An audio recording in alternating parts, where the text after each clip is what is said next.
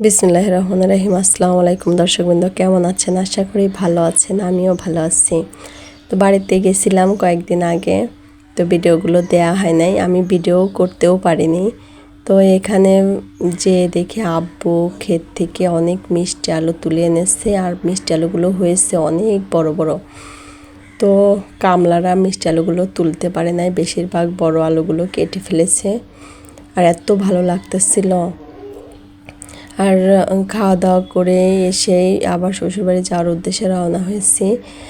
আর এখানে এসে দেখে গাড়িতে সিএনজিতে বসে বাচ্চারা গ্রামের স্টাইলে আম ফাটিয়ে চাকু নিয়ে, ছোটোবেলায় এগুলো আমরাও করতাম, ওরাও তাই করতেছে।